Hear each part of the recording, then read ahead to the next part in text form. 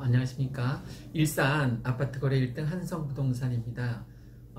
오늘은 전현지 공인중개사 집사람이 4월 9일 올린 동영상, 예측 동영상인데 긴급 재난지원금과 관련되어서 그냥 재미로 예측한 것 같은데 딱 들어맞아서 재미로 한번 올려봅니다. 저도 이번에 정세균 국무총리가 긴급 재난지원금과 관련해서 고소득자 등의 어떤 자발적인 기부가 가능한 제도가 국회에서 마련된다면 정부도 이를 받아들이겠다라고 결론을 내렸다고 합니다.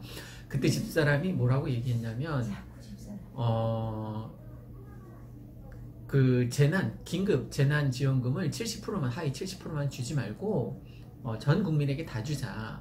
그리고 월급 따박따박 받는 그 고소득자들은 국회의원을 비롯해서 다시 기부하면 되지 않느냐, 이런 투로 얘기를 했거든요. 이런 내용으로.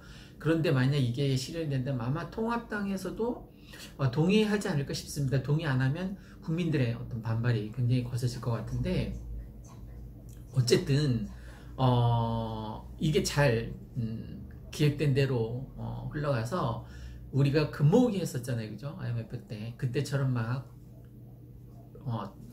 들불처럼 금모으기 운동 때처럼 다시 국민적 화합이 일어날 수 있었으면 좋겠습니다.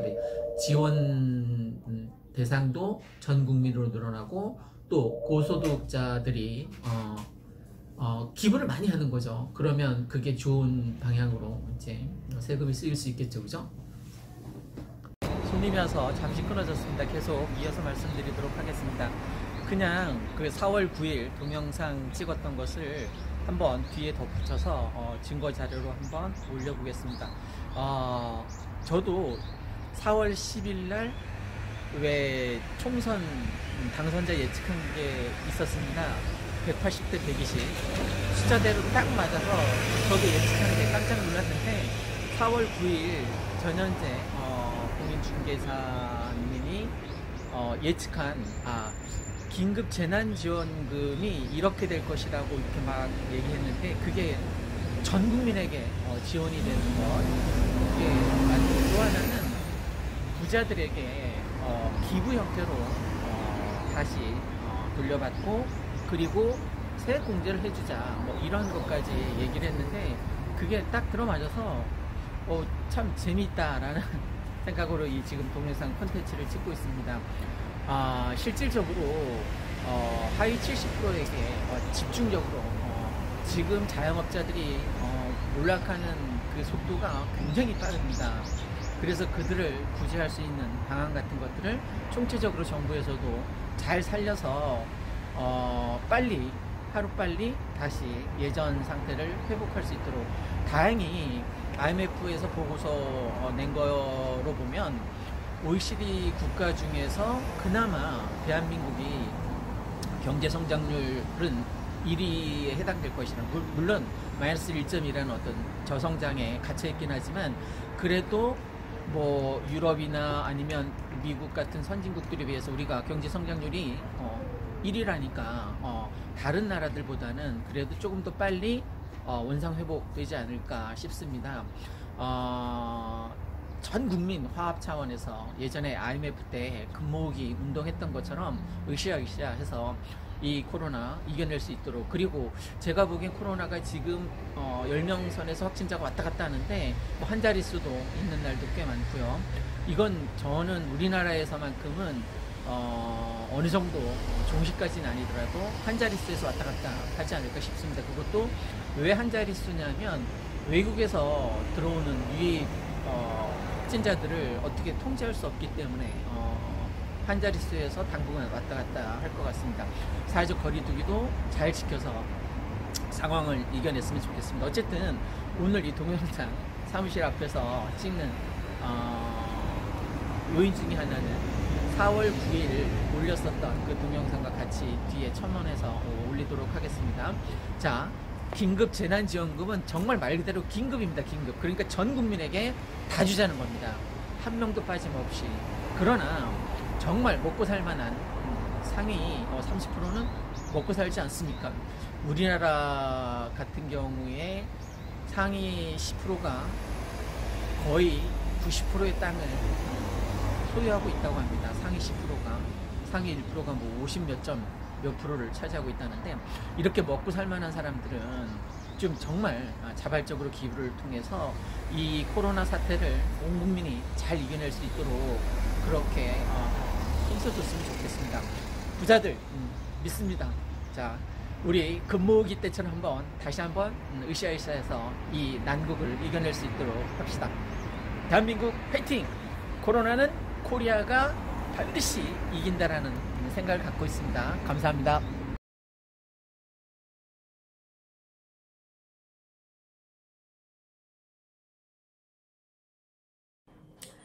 21대 국회의원을 뽑는 4.15 총선이 며칠 남지 않았습니다. 이제 그럼에도 불구하고 뭐 지역에 누가 나오는지, 또 그분이 어떤 공약을 하는지 이런 거에 대해서 굉장히 이제 깜깜이 선거가 될 수밖에 없는 지금의 상황들이 참 안타깝고, 선거 운동을 하시는 여러분들도 굉장히 이런 어려움 속에서 본인의 이야기를 드러내기가 참 쉽지 않을 거라고 생각해요. 여러 가지 안타까운 점이 많은데, 요즘에 뉴스를 보면서 이런 생각이 듭니다. 이제 선별적인 복지를 할 것인가, 보편적인 복지를 할 것인가, 국민 모두에게 줄 것인가, 아니면 어떤 특정한 사람을 우리가 선택해서 줄 것인가, 이거를 가지고 연일 매스컴에 며칠 동안 그 이야기를 달구더니, 이제는 뭐 전체적으로 보편적인 복지 쪽으로 모든 국민에게 주는 걸로 각이 잡혀가는 것 같아요. 뭐 어떤 게 맞다 틀리다는 제가 뭐 말할 수가 없지만, 저는 그런 생각이 들어요. 이게 4년, 국회의원 4년 임기인가요? 4년 동안 우리 지역을, 우리를 대표해서 이 지역을 이끌어 나갈 일꾼을 뽑는 건데, 50만 원을 주는지 100만 원을 주는지, 나는 주는지 나는 주지 않는지, 이걸로 가지고 4년을 우리를 대표하는 사람을 뽑아야 되나? 이런 생각이 들 정도로 모두의 이슈가 여기에 다 몰입이 되어 있는 것 같아요. 이거에 따라서 당락이 결정되어 있는 것 같아요. 너무나 안타까워요. 너 100만 원 줄게, 너 50만 원 줄게, 넌 줄게, 넌 주지 않을게, 이거 가지고 표심을 지금 좌우하고 있는 생각이 든단 말이죠. 저는 개인적으로 이런 생각을 했어요. 이제 보편적인 복지, 선별적 복지를 할 얘기가 나올 때, 전 국민을 대상으로 이런 게 아니라 이 얘기가 나올 때, 우리가 지금 코로나 상황에서 자유로울 수 있는 사람 누가 있나요? 아무도 없어요. 너무나 지금 심각한 상황에 있고, 지금 이거 뭐 어떻게 이 국민들이 정말로 적극적으로 동참하는 거에 대해서, 우리가 지금 대한민국이 정말 코로나19를 잘 이겨내 나가고 있다라고 하지만, 그 일본에는 국민들이 있는 거잖아요. 그래서 이게 얼마가 될지는 모르겠지만, 일단 국민들 위로하는 차원에서 일단 전 국민에게 일단 주고, 대신 정말로 힘든 사람들 많잖아요. 그들에게 돌아가야 되는 돈이잖아요. 그렇기 때문에 월급 따박따박 받으시는 분, 국회의원 같으신 분들, 예를 들면 월급 따박따박 받아서 이 어렵고 힘든 상황 속에서 경제적으로는 그래도 조금은 버티는 게 어렵지 않으신 분들은 그거 자발적으로 받아가지 않으셔도 되는 거잖아요. 그러면 그런 분들, 월급이 따박따박 나와서 경제적인 활동에는 크게 어렵지 않으신 분들 있으실 거고, 또 여유가 많으신 분들도 있으실 거고, 그러니까 누구는 주고 누구는 안 주는 거에 대해서 사람들은 굉장히 예민할 수 있지만, 나에게 다 돌아오는 거 내가 다시 사회에 돌려주겠다라는 거는 굉장히 너그러운 마음으로 할 수 있을 것 같아요. 유튜브나 이런 것들이 굉장히 활발하게 요즘에 여러분들이 보시잖아요. 그러면 이런 운동들도 우리가 확산시켜 나가서 서로 긴급 재난지원금 이렇게 되돌려주기, 아니면 받기 거부 운동, 뭐 이런 거 해서 우리가 그런 경우에는 연말정산 때 기부금 처리를 해준다거나, 뭐 이런 거 여러 가지 방식이 있지 않을까요? 그래서 이런 걸로, 이런 논의들로 선거 날까지 가서 이거 100만 원을 준대, 50만 원을 준대, 이걸로 그냥 1, 2, 3, 4, 5를 찍지 않기를 정말 바래요. 요 며칠 동안 우리 지역에 누가 나오는지, 어떤 공약을 하는지, 이런 것들을 열심히 이제 저는 나름대로 찾아봤어요. 찾아봤는데, 쉽지 않아요. 쉽지 않고, 굉장히 단순하다고 해야 되나? 그리고 공약 자체가, 그냥, 이 사람은 이건 지킬까? 이거는 그냥 갖다가 뭐 이렇게 끼워 넣기 식으로 개수를 늘린 게 아닌가? 이런 생각이 드는 경우도 있어요. 여기 고향 같은 경우에는 원래 민주당 표밭이었죠. 그런데 이제 이번에는 좀 변화가 됐으면 좋겠다라고 바라시는 분들 굉장히 많아서 고향 갑 같은 경우에는 지금 뭐 뉴스에도 다루고 있죠. 팽팽하게 지금 이제 뭐 표가 엇갈릴 수 있는 그런 지역으로. 근데 아니 일산 이쪽은 당선되는 거는 명확해요. 당선될 수 있는 그러니까 주민들이 원하는 건 아주 명확해요. 더 이상 집 짓지 말아라. 왜 자꾸 빈 땅에 집만 짓느냐. 일자리 달라. 교통 해결해 달라. 이거잖아요. 일자리와 교통은 주고 쓸데없이 집만 자꾸 지어서 베드타운 만들지 마라. 이거잖아요. 그런데 공약들을 가만히 보면 이미 확정된 소사선 얘기에다 숟가락을 얹는다든지 뭐 신분당선 얘기 그거 언제 되나요? 인천 2호선 얘기 그거 언제 되나요? 그런 거에다가 그냥 뭐 조기 추진 뭐 어쩌고 저쩌고 이렇게 해놨어요. 좀 더 구체적으로 주세요. 어떤 식으로 하겠다고. 그렇게 그냥 개수 늘리는 거 하지 말고요. 그리고 이제 지금 또 보면 그런 이야기가 나오더라고요. 참 반가운 이야기인데 리모델링에 대한 것들에 대한 이야기도 나와요. 리모델링이 되려면 일단 이게 가격이 이게 뭐 분당도 아니고 일산의 그 암울한 부동산 가격이 어느 정도 자리가 잡혀야 리모델링이든 재건축이든 이야기가 나오는 거 아니에요. 이렇게 노후된 아파트에 가격까지 똥값인데 무슨 거기에 리모델링 얘기가 나와요. 분양가도 작고 사업성이 있겠어요? 근데 사업성이 있어야 누가 달려들 거 아니에요. 그러니까 좀 구체적인 거. 우리가 뭐 지금 장기 수선 충당금 많이 쌓여 있다라고 하지만 아직 노후된 배관 교체가 안 된 단지들도 있잖아요. 그거 추가 부담금 이런 거 얼마나 많이 들겠어요. 좀 이렇게 실현 가능한 우리가 들어서 저거 구체적으로 정말 고민 많이 하셨구나 이런 것들을 좀 했으면 좋겠어요. 또 우리가 JDS 얘기 한참 나왔는데 JDS 쏙 들어갔잖아요. 그러면 그냥 이슈는 이슈대로 부풀렸다가 그냥 잠잠해지면 그만인 거고 국회의원 한 사람이 할 수 있는 일이 아니니까 난 이런 일을 추진하려고 했는데 이거는 혼자 되는 일은 아니니까 이런 건 아닌 거잖아요. 그런 공약이 아니었으면 좋겠다라는 거예요. 우리가 학생들이 시험을 앞두고 수능 시험을 앞두고 계획을 짤 때도 몇 년 계획 세우고 1년 계획 세우고 월 단위 계획 세우고 주 단위 계획 세우고 일 단위 계획 세우고 다 초치기로 시간 맞춰 공부하잖아요. 왜 근데 이렇게 단발성으로 그냥 공약 그냥 남발하기 이렇게 해가지고 그냥 몇 번을 찍어야 되는지 그냥 얼굴하고 번호하고 아니면 지금 또 더군다나 이 얘기는 안 하고 싶지만 정말 당도 헷갈려요. 당 이름도 도대체 왜 그러는지.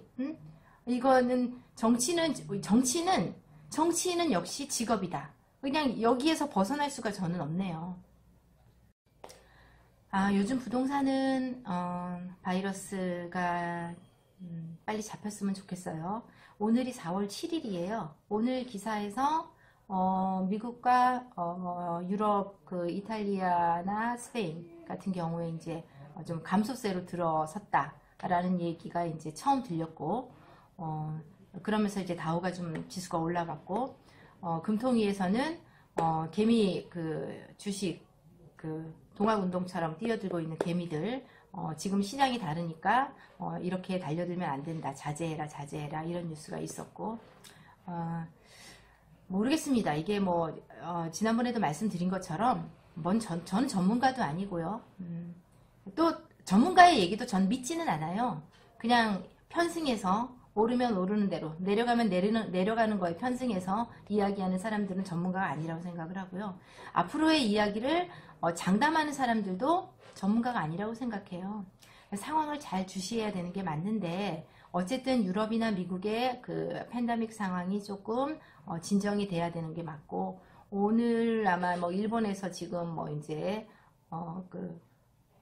저 발표가 있을 거라는 얘기가 예, 일본 같은 경우는 뭐 예전부터 처음부터 뭐 믿음이 하나도 안 갔지만 거기 상황이 또 이제 쑥대밭이 되면서 또 이제 가까이 있는 우리가 또 어떤 상황이 될지는 모르겠지만 진정이 빨리 됐으면 좋겠어요. 집 그리고 부동산이 집을 보여주는 거가 당연히 불편할 수밖에 없죠. 더군다나 아이가 있거나 어르신이 있는 집은 집 보여달라고 지금 청해서도 안 되는 정도의 분위기예요. 그러니까 집 보는 것들이 불편하고 뭐 또 나다니는 것들이 지금 우리가 그 사회적 거리두기에 대해서 4월에는 굉장히 동참을 적극적으로 해야 되기 때문에 4월 동안은 계속 소강일 거라고 생각이 돼요.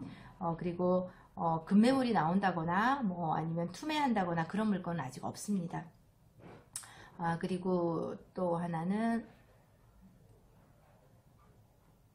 부동산 시장도 4월, 5월 초 아이들 학교 개학하는 것도 4월, 5월 초까지 민감하게 지켜봐야 될 상황이라고 생각되고요.